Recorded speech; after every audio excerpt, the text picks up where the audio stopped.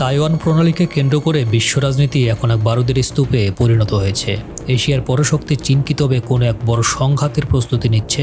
প্রশান্ত মহাসাগরীয় অঞ্চলে যখন আমেরিকা তাইওয়ানের নিরাপত্তা রক্ষায় সোচ্চার, ঠিক তখনই চীনের তাকলামান মরুভূমিতে ধরা পড়েছে এক চাঞ্চল্যকর দৃশ্য, যেখানে মার্কিন নৌবাহিনীর মেরুদণ্ড আর্লে বার ক্লাস গাইডেড মিসাইল ডেস্ট্রয়ারের হুবহু প্রতিকৃতি বা ডামি তৈরি করেছে বেইজিং। এটি কেবল সামরিক সক্ষমতার পরীক্ষা নয়, বরং মার্কিন নৌশক্তিকে চ্যালেঞ্জ জানানোর এক সরাসরি হুঁশিয়ারি। এই মহড়া কোনো আকস্মিক ঘটনা নয়। বেইজিং এখন মার্কিন ডেস্ট্রয়ারগুলোর প্রতিটি খুনসুটি ও দুর্বলতা শনাক্ত করতে মরিয়া। তাদের নির্মিত 3D কাঠামো এবং রাডার রিফ্লেকশন সিস্টেম হুবহু আসল রণতরীর মতোই সিগন্যাল তৈরি করতে সক্ষম।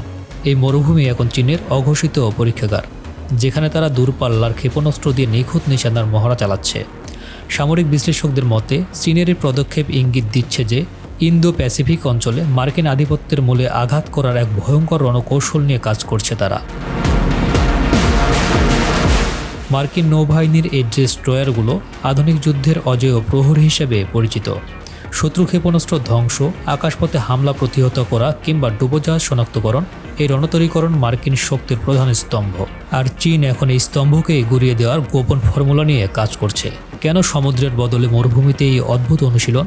কারণ গোয়েন্দা নজরদারি এড়িয়ে নিজেদের সামরিক ব্লু প্রিন্ট সুরক্ষিত রাখা এবং যুদ্ধের চূড়ান্ত ছক কষতে বেইজিং এই নির্জন পথ বেছে নিয়েছে।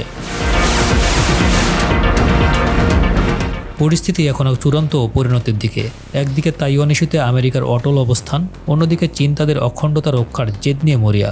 দুই পরাশক্তির এই উত্তপ্ত দ্বৈরথ্য বিশ্বকে এক নতুন ভূ রাজনৈতিক সংকটের মুখে ঠেলে দিয়েছে। মরুভূমির বালিতে আঁকা এই রণকৌশল কি অদূর ভবিষ্যতে বাস্তবতার উত্তাল সমুদ্রে বিধ্বংসী রূপ নেবে?